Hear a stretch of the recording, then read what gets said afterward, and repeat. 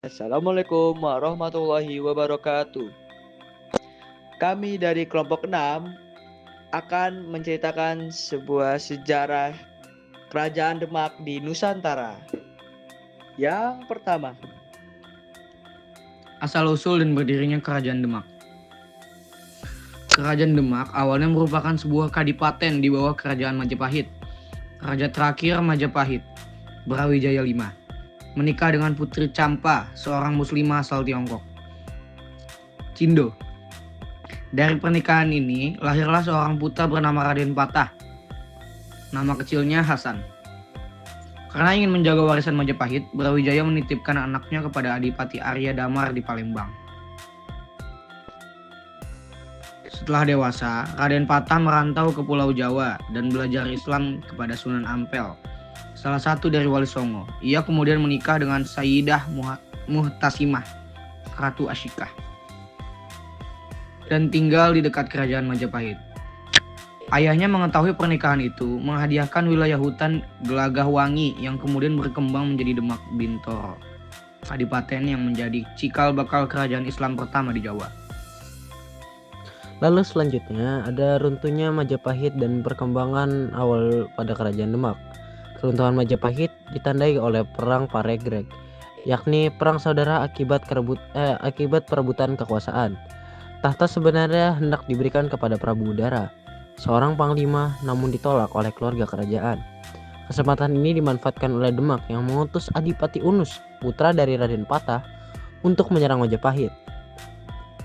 Demak kemudian memproklamasikan dirinya sebagai kerajaan Islam dan mendirikan Masjid Agung Demak sebagai pusat keagamaan dan kekuasaan. Raden Patah mendengar bahwa kerajaan Malaka diserang oleh Portugis, lalu mengirim pasukan bantuan yang dipimpin oleh Adipati Unus. Meski penyerangan pertama gagal, Adipati Unus kembali dengan pasukan yang lebih siap. Namun sayangnya dalam pertempuran yang kedua ia gugur dan pada akhirnya mendapat gelar sebagai Pangeran Sabrang Lor. Bagian 3. Masa keemasan di bawah Sultan Trenggana. Setelah wafatnya Adipati Unus, terjadi perebutan kekuasaan antara Raden Kikin dan Raden Trenggana. Trenggana membunuh kakaknya, yaitu Raden Kikin, di tepian Sungai Bengawan Solo dan naik tahta sebagai Sultan Trenggana, menandai masa kejayaan Demak. Sultan Trenggana melakukan ekspansi militer besar-besaran ke berbagai wilayah strategis. Tuban karena pelabuhan besarnya, Madiun karena kesuburan tanahnya, dan Surabaya karena perdagangannya yang kuat. Wilayah kekuasaan Demak bahkan mencapai Sunda Kelapa yang saat itu berada di bawah kerajaan Pajajaran. Untuk menguasainya, maka diutuslah Fatahillah sebagai panglima. Ia menyerang Banten terlebih dahulu, lalu menaklukkan Sunda Kelapa.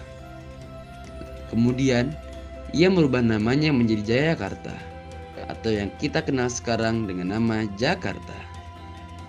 lalu selanjutnya, kemunduran dan akhir kekuasaan Demak. Pada akhir masa pemerintahannya, Sultan Trenggana menghadapi konflik internal.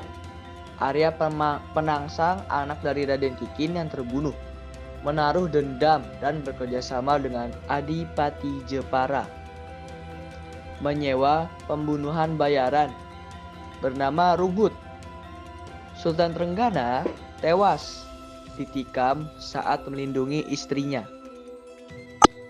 Kekuasaan dilanjutkan oleh Sunan Prawoto, anak Trenggana. Namun, ia juga dibunuh oleh suruhan Arya Panangsang. Selanjutnya, kekuasaan jatuh ke tangan adiknya, yaitu Ratu Kalinyamat, yang bersumpah membalas dendam atas kematian ayah, kakak, dan suaminya, yaitu Pangeran Hadirin dari Jepara. Ratu Kalinyamat mengadakan sayembara.